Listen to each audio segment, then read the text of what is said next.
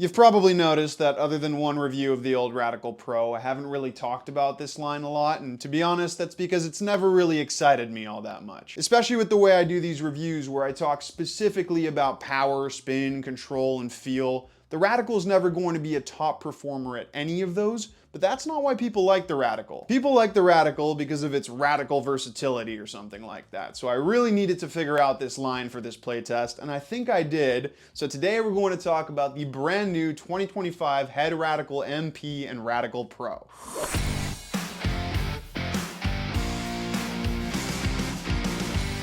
Hey everybody, it's Luca from Rackets Runners. So you guys know how much of a Head fanboy I am, but this racket is proof that I don't just blindly follow everything they do. I definitely have not been the biggest fan of the Radical in recent years. I like older Radicals. In fact, for a while I was collecting pretty much every old Radical I could find. There was something about this line for me growing up. It had this sort of aura to it. I don't know how to explain it. I used a Microgel Extreme when I was younger, which was a yellow racket. And then it was the players a couple years older than me and quite a bit better than me that were using this orange racket that looked a lot like mine. I found out it was the Radical, and from that point on, the Radical was this sort of mythical end goal that I could get to once I was good enough, and in a way I was right. Older Radicals were these really control-oriented players frames. They were true head rackets in that regard, and when I first started collecting them, they became some of my favorite frames ever. But then Head decided to drastically change them up with the first graphene Radical. Instead of that classic constant thin beam, they redesigned it into this new mold that they're still using today, which has a variable beam, and that's when I started not liking it quite as much. It's not a bad design, but Radicals nowadays don't have that same beautiful classic feel I used to associate with this line, and that's okay, things change. You can still get that feel on the Prestige and the Gravity,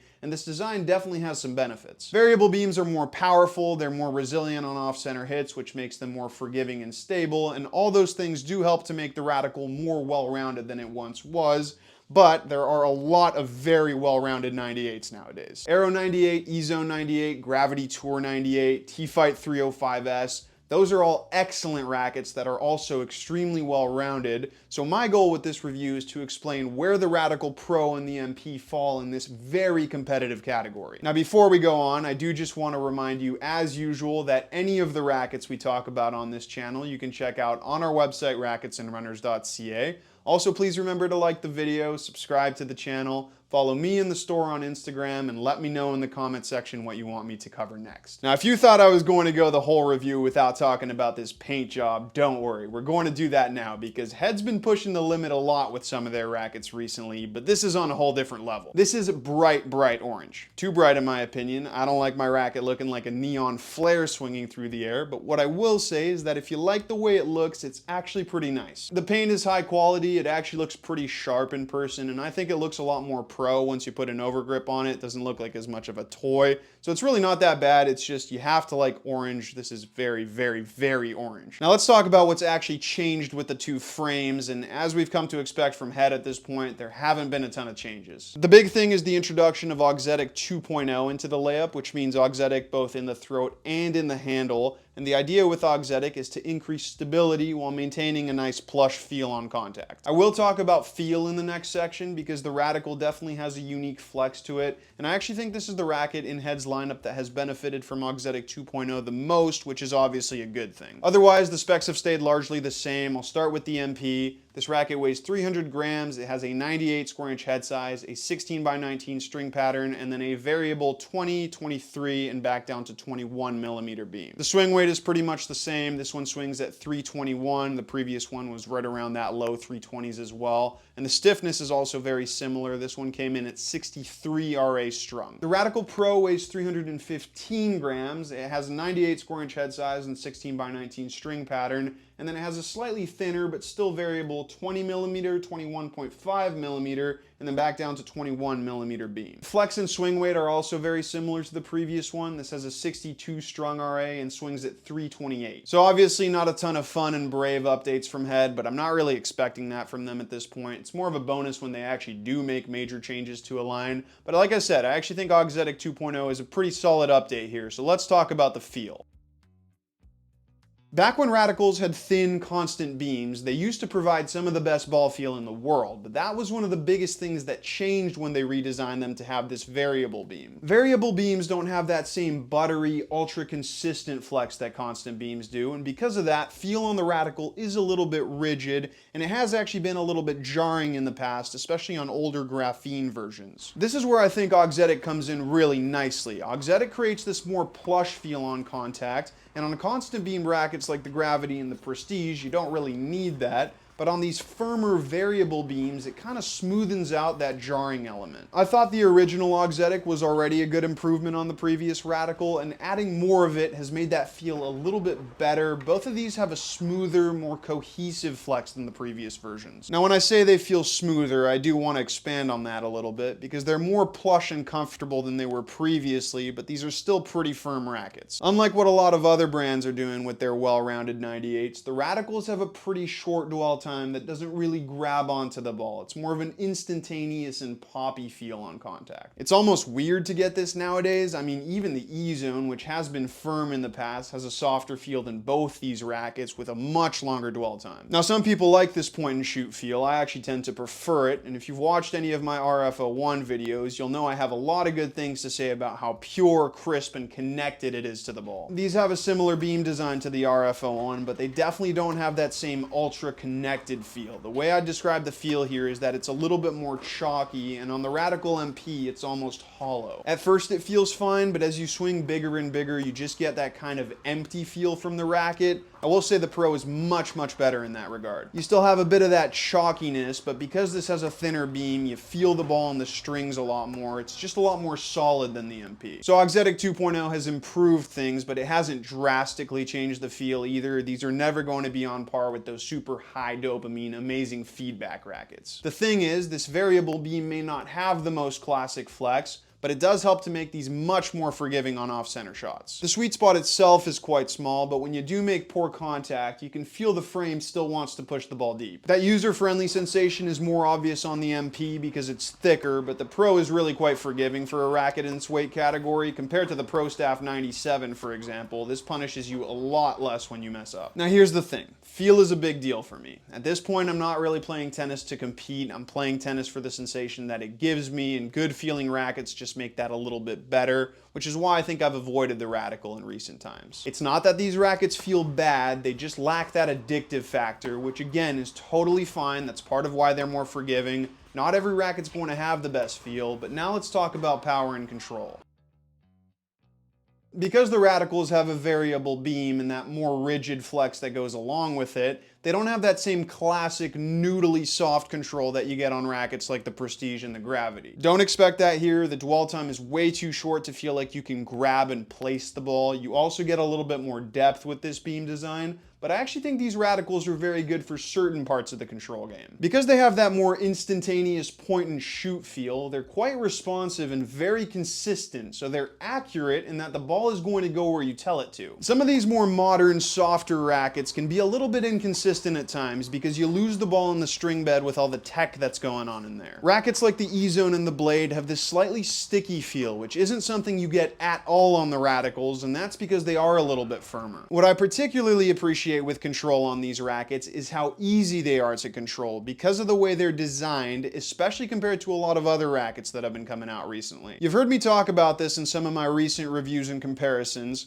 A lot of the rackets coming out nowadays have mass concentrated far up the frame. I'm talking rackets like the Aero 98, the V-Core 98, the Gravity Tour 98. Whether it's frame design or actually a higher concentration of weight up there, brands are not afraid to play around with putting a lot of mass up in the hoop. The reason they're doing this is that more mass up there helps to increase stability and especially plow through for power and spin, but it also makes these rackets a little bit harder to control. Think about it. If you have a stick with a 5-pound weight on it, you're going to have a much harder time controlling it if those 5 pounds are moved to the top of the stick. The Radical doesn't have that extra mass at the top of the hoop. Like I said, the thinnest part of the beam is actually the upper hoop, and it has a pretty traditional oval design to the face. and then there's nothing too extreme or polarized about the way they've distributed the weight, and that's on either the Pro or the MP. And then you've got the thickest part of the frame, which is at the bottom of the hoop, so because of that, the sweet spot is pretty far down the string bed, and I have to say, it was pretty refreshing playing with something like this. The power is way lower, no doubt about it, but because you get a little bit less power, you also feel like you can whack at the ball without worrying that it's going to go long. Neither of these two rackets will ever surprise you with their launch. They're really consistent, they're really low powered, and they're easy to bring through contact, so you actually do feel a lot of control here. It's interesting because they're never going to win a control award, and I wouldn't even say they're in the top 5 control rackets,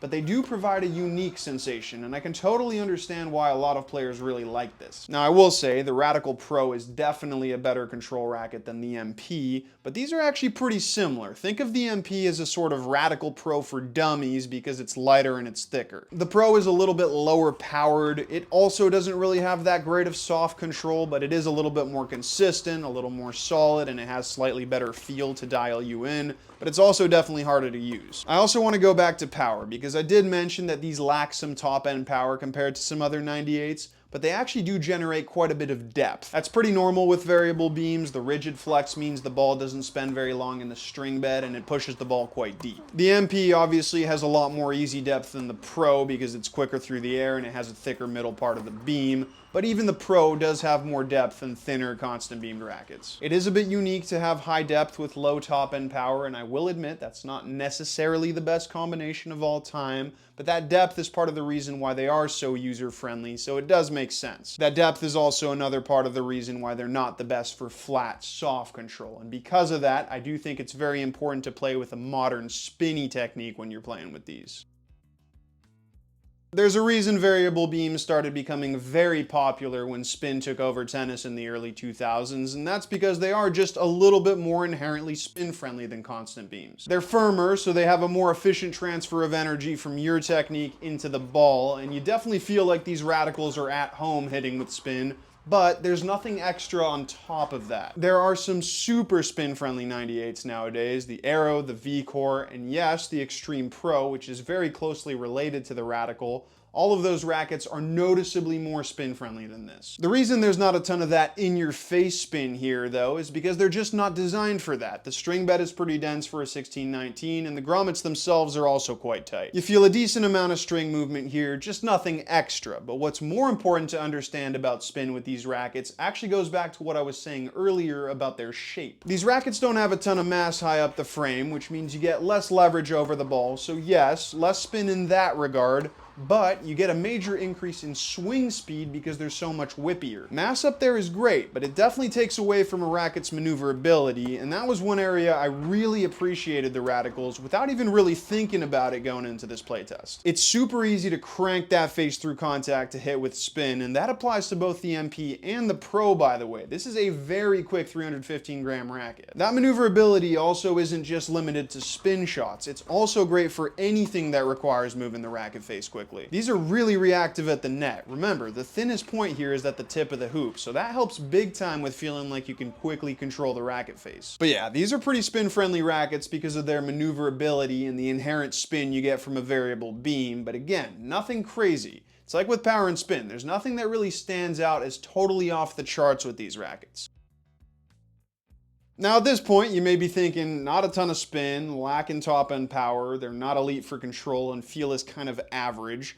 What exactly is the point of these rackets? Honestly, having not played with the Radical for close to a year, I was kind of thinking the same thing, where I was like, okay, I'll review these for the channel and then I can finally move on and not touch them again. But I was also kind of curious, because I know a lot of people like these rackets, and I also don't think there are that many bad rackets nowadays, so I really wanted to take the time to figure them out. And honestly, I kind of ended up liking them. I definitely like the Pro a lot more because I think it's just a better take on this concept, but you shouldn't look at these rackets as rackets that are designed to blow you away at any one thing. Think of these as rackets that are well-rounded because they take little aspects of power, spin, control to create this very consistent package without any of the potential drawbacks that come from too much of each. There's not going to be anything here that makes you instantly fall in love with the Radical, but sometimes a slow burn can be better than a quick flame, and with these, that consistency and lack of over-the-top playability may end up being beneficial for you value in the long run. That's also why it's kind of hard to recommend these, because there are some equally, if not more well-rounded rackets that are also better at specific things. Most of the people who are looking for a new racket are targeting something specific, so it would be kind of difficult for me to say get the Radical over the Aero 98 if you're looking for something spin-friendly that's still well-rounded. You need to be willing to take that time to appreciate the more subtle playability with these, and I actually think this was a great playtest for me because I've been testing a lot of these high-powered, high-plow-through rackets recently,